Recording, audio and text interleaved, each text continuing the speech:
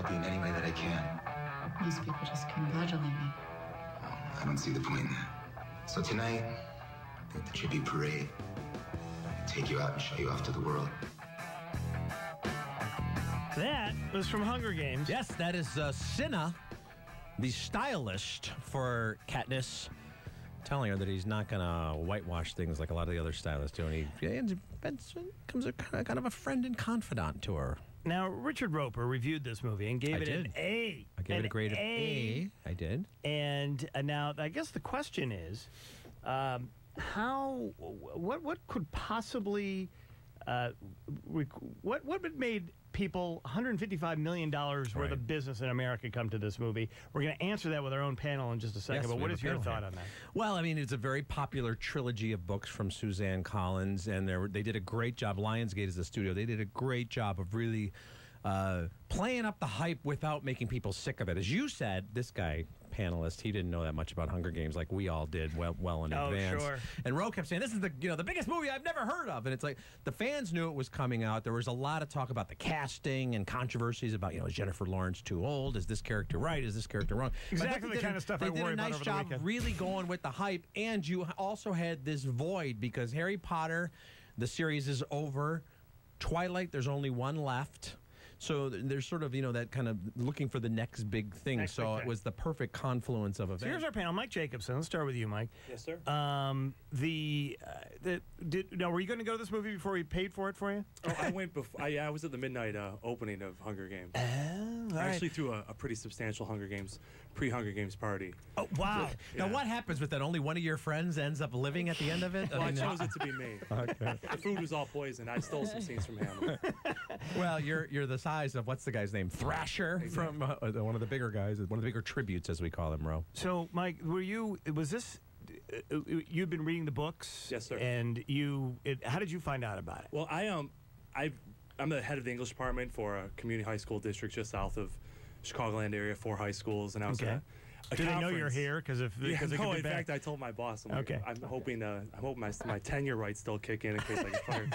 But I had heard Suzanne Collins speak, and I got the book pretty early on, and I read it. I was telling the people we're here with today, my esteemed panelists, that night I read it right away, and in fact was waiting for Catching Fire to come out. So I really enjoyed them. Yeah, okay. We'll get to the reviews in just a second. All right, Rosemary. Now, is this something... Did you know about this film? I did know about the film, and somebody had given me the book before and told me, oh, this is the hottest new book. You have to read it. You'll read it in one day. So before I got a chance to read it, my daughter read it, and she said the same thing. So it wasn't unusual. I probably would have read it, but not a fan. Not a fan of the books. Not a fan, no. Not a fan of the books? No. And we're going to get to the movie in just a second, but a little hint. Not a fan of the movie either? No. And the whole idea here is that these people... Just go back to the plot summary again. Sure. Yeah, the Hunger Games, for those who haven't yet experienced the books or the movies, it's set in this bleak future where the capital city now rules everything, and that's where the elite live, and they've got all the money and the power. It's nothing like the way things work now, by the way. And you have 12 districts of working class and oppressed people, and every year they do an annual lottery. They pick 2 young people from each district. They transport them to the capital for this giant spectacle and celebration, and then they release them into the wild for a televised death match, at the end of which usually only one person is standing. Just like The Bachelor. It's just basically like that The show. Bachelor. Yeah. Instead of roses, will you take this arrow to your heart? Well, and the woman who wrote these books said that she was inspired in the early 2000s by watching scenes of the Afghan War and the reality television shows Survivor and Bachelor and stuff like that, and thinking that that's kind of we've come into this competition phase of our culture where everything is televised and everything is completely demonstrated, and there's nothing that is a mystery anymore. So life and death and the mysteries of relationships and all that is just fully out in front, and that seems to be where the initial inspiration for this came. And now, I don't know what this woman's going to make out of this, but is she going to be the next J.K. Rowling? Yes, she is, because she's also, she retained the rights. She's the co-screenwriter of this. They're going to make 4 movies out of the 3 books, just like they made 4 movies out of the 3 Twilight books. All right, Rosemary, what did you not like about this? That they pit girls against boys, that you didn't really have a choice. You were completely demoralized by living. Supposedly this was the United States. You had no rights. I didn't like the violence. I didn't like the Hollywood, the pompous people in Hollywood that were making money off of selling this, like The Bachelor. You know, they were making money off of kids killing each other. As far as I know, you didn't like the characters in this film that were that. I didn't like the premise. I didn't like the premise of that.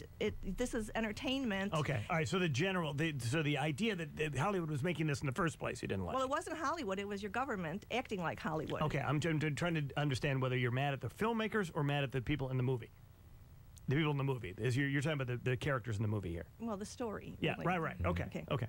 Yeah, and there are those who say that the books and now the movies are sort of having their cake and eating it too, that even as it's really supposed to be this commentary on what could happen, that they're also, you know, kind of reveling in the violence. I think that's one of the reasons why some people, I did hear from some people saying, hey, I listened to you guys on the radio, I watched your review, Richard, you did say it was PG-13, but I think some people weren't prepared for the level that the first time, you know, the opening of the Hunger Games, I mean, some of the contestants don't make it out of the original arena. I mean, they're dead within the first minute. And it's pretty shocking, but that's also why I think it's so effective. Think about Hollywood too, and the rating system.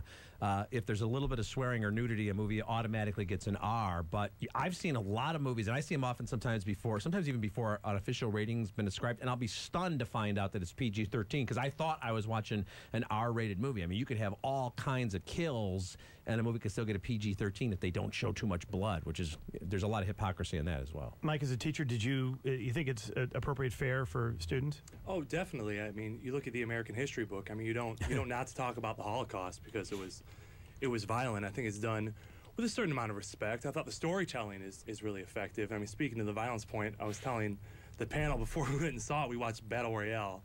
Right. Which is a lot more bloody, a lot more cartoony. But for people who don't know, Battle Royale is a Japanese film that came out about a decade ago based on a very popular novel there with a very similar premise. In this case, it's an entire high school class that's picked to participate in a kind of death game. And of course, a lot of the hardcore fanboys and film nerds are saying that The Hunger Games is nothing but a ripoff of Battle Royale. Suzanne Collins says she had never heard of it before she wrote the first book. I see a lawsuit happening here. All right, Trevor, as the youngest member of the panel here, I mean, we all were kids at one point. We all grew up. We all knew what our tolerances were, and they're not what our parents always think our tolerances were, even though when they were younger, their tolerances weren't, you know, they were similar to what we are now. When you watch this, did any of those themes, as Rosemary was talking about, of teenagers hunting teenagers down, did that touch you in any way? It did. It was surprisingly hard to watch. I mean, I knew the premise of the movie, and I was kind of, you know, put back by it at first because, you know, it's hard to watch kids killing each other. Right. And the other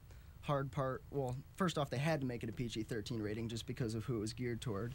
But they wanted to make $155 million in this. Exactly. Trevor, you're absolutely right. You're dead on with an R-rated film, or else they wouldn't have made any money. But not that money. They'd have made money. They wouldn't have made that kind of money. Right. But that's absolutely right. You know, that being said, you know, when you look at other movies that have an equivalent amount of violence, usually it's a life or death situation that people, most of the time, one person can choose to be in that situation, and the other person is involuntarily, you know, in the situation. Right. But in this, they were just kind of, everybody was chosen forced to be in the forced same into it, situation. Right? And it was kind of almost like a gladiator type situation. Definitely where is, yeah. everybody was thrown in this arena and they were forced to fight to the death versus almost any other violent movie you watch. It's Well, it's interesting too. Mike had mentioned this Battle Royale, this Japanese film, and like as is the case with so many of the hits coming out of Japan in different genres, and then they Americanize it, and people don't even know about the original. And they were going to make an American version of Battle Royale, and that production never happened because of Columbine, and there was too many concerns and other school shootings that it was, glorifying that. And it looked like they're capitalizing on that. And now that the Hunger Games have been made, they're talking about, well, should we bring Battle Royale out? But now the concern would be that people would think, well, they're just ripping off the Hunger Games, even though Battle Royale came first. So there's always that concern in Hollywood, and it's not so much because they're so sensitive about the violence. It's more like, how's it going to play in the middle of America? Well, I guess the issue is it's starting a conversation. This movie is a conversation about where we are, and obviously any kind of Hollywood film is going to be an exaggeration of whatever the cultural. Right. But you have to make it big to make it obvious to people what you're trying to say. And clearly, this is a commentary on where we are in terms of reality television, where we are in terms of how we value life in our society, how we value each other in our society, how teenagers look at each other. And Mike, you spend all day long with teenagers. Do you think does this hit the mark? Is this a good argument to be made? I think, like, the day after, I then went on a field trip with probably about 150 freshmen. We all went. We saw it. So I saw it twice in 12 hours. I have a wife and children. Don't judge me too harshly. But no, they are. They are. We don't need to. Exactly. So, and we spoke about that afterward. And I think the kids get that the violence is an entry point into the larger discussion. I mean, it's like To Kill a Mockingbird. That didn't really happen. That's fiction. Those events are an entry point into a conversation we can still have today. This whole Trayvon issue in Florida, you know, is a perfect example of that. And so you give these kids these provocative situations, because provocative situations almost always are necessary to have real meaningful academic conversations, especially with people who are so emotionally in tune. So, as children. All right, Rosemary, what's your reaction to all this? It's ridiculous. All right. First of all, your government does not tell you to go kill 23 other people, all right? So you can have problems in your life, but it's not like government controlled. And that was my biggest issue with this. And you had no choice. You know, they starved you and they forced you into this. So, I mean, I think there's enough normal problems out there without having the government, for the sake of reality TV, do this. And I think I read in one of the reviews that the author's main goal was to provide hope, and that was exactly what she wasn't doing. You know, this whole situation was causing despair and anger. Boy, we better keep you away from those Transformers movies. Wait till you see what they do to Chicago in the last one. Yeah, that's bad. It's not good. For a whole hour they do that. All right, so you won't go see the next one when it comes out. I was in agony for the last 2 days. I was so angry. I had to stay away from my family, and this morning... Oh, well, thanks for coming to see us. I know. Well, no, this is all good. This morning I talked about it with some of the girls at the health club, and they told me that, oh, they loved it, and they gave me a little different insight on it and said that if I saw or read the next book, that there's a little closure for me, and that this is all going to lead to government revolt, and hopefully, if there's a happy ending, maybe. But all right, but without giving away the books, because for God's sake, this woman... Spoiler alert. Right, I don't want to do a spoiler alert, and this woman needs to sell more books and more movies. Yeah. All right, as we thank our panel for doing this for us and coming down and taking the time to do this with us. All right, Mike, quickly, Mike Jacobson, your grade for the movie, and are you going to the sequel? First of all, my Second Life character is in line for the sequel as we speak. But my grade for the movie, I give it probably a B+. Okay, B+, Rosemary Bauman. C. C, as in... Boy, I hate to see what you say about a movie you give an F to. Yeah, I used to tell my parents a C is a very good grade. Don't you know, Trevor Kodat. I'd probably say a D. I wasn't a big fan of the storytelling or, you know, how it looked, and kind of bothered me. But I probably will go see the next one just because it's such a hot topic and a good conversation. And keep your sister off your back, too. So Yeah, okay, I saw it. Yeah, shut up already. You can argue about something. And Brian Curtis, I already know the answer, but I'm just going to ask you anyway. What was your grade? A-. A minus. And what was the reservation? There were some minor problems with the way it was made. Versus the books, you think? Or because that's always the hardest thing. The book is always better, but I just think sometimes the camera was a little bit shaky, although we were sitting pretty close. No, the first 20 minutes in particular, the handheld camera work, I was ready to throw up. And the book isn't always better. If you've read Jaws by Peter Benchley, that's a pretty or terrible. The Godfather, actually, those by aren't Mario very good. Puzo. Yeah, those are two excellent examples right there. That's true. Read Jaws, I'm like, I can't even get through Listen this to thing. The Educator. Right. He knows. When does the shark show? The shark shows up too early in the book. That book's all a metaphor about being protective of your own home because his wife ends up cheating on him. It's pretty dense, bro. Yeah, that's true. All right, we'll have to talk about the affair that was not discovered in the movie version of Jaws some other time, but the Richard Dreyfuss character and the chief's wife have a whole thing. Awesome. Yeah, I don't doubt that. Thank you for having me. Yeah, thank you guys. Thanks for coming in. I panel. hope you all enjoyed yourselves. All right, we'll be right back. Jim Johnson stands by with WLS News at the bottom of the hour. Roe and Roeper. That's ridiculous.